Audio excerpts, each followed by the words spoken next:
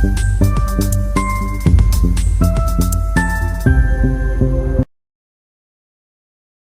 Chart को हम लोग समझ लेते हैं मार्केट किस हिसाब से बायर और सेलर को बिठाने की कोशिश क्या है। अगर देखें तो मार्केट में सेलिंग आया नहीं, जहाँ पर हम लोग अपना सेलिंग का पोजीशन बनाए थे, अच्छा वो हम लोग एग्जिट कर दिए छोटा सा लॉस में, वरना उसके बाद तो और भी अच्छा रिकवरी आया है। और 60,000 से मार्केट क्या कर रहा है, रेजिस्टेंस लेने की कोशिश कर रहा है। और यहाँ पर याद रखो ये क्लोजिंग से गिरावट करने का भी कोशिश किया है।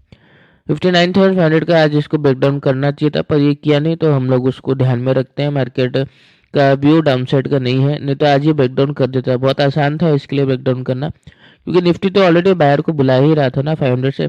तो मार्केट का बिहेवियर को समझने की कोशिश करो, ये ब्रेकडाउन क्यों नहीं किया, क्योंकि इसको करना ही नहीं है, क्योंकि बायर तो आ ही रहे थे निफ्टी की वजह से, तो इसको करना ही नहीं है, इसलिए अपसाइड गया। अब सेलर कहाँ से आ रहे हैं उसको देख लो।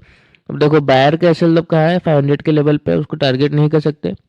सेलर कहाँ से आ रहे हैं, एक तो ये क्लोजिंग से, दूसरा आ रहे हैं 60,000 का लेवल से, क्योंकि वहां से मार्केट रेजिस्टेंस लिया है। तो अब कल का सेटअप क्या रहेगा, बाइंग साइड ही रहेगा, क्योंकि मार्केट खुद हम लोग को बाइंग करके दिया है। मार्केट खुद आज सेलिंग का हम लोग ट्राई किए थे, पर मार्केट सेलिंग नहीं किया।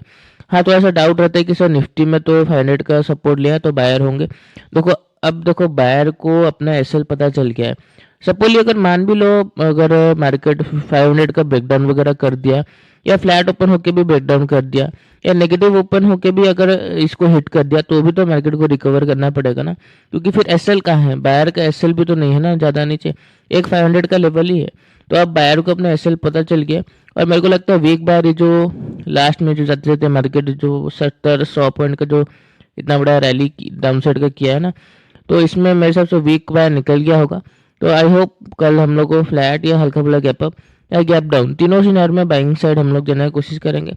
सेम चीज बैंक निफ्टी में है, एक बहुत बड़ा गैप डाउन अगर मिला तो ही हम लोग सेलिंग साइड जाएंगे, वरना तीनों सिनेरियो में बाइंग साइड जाने का हम लोग के पास ज़्यादा चांसेस है। बाकी ऑन द स्पॉट या तो कोई सिचुएशन चेंज हो सकता है, तो थोड़ा ध्यान से प्रॉपर कंफर्मेशन के साथ ही ट्रेड करना। धन्यवाद।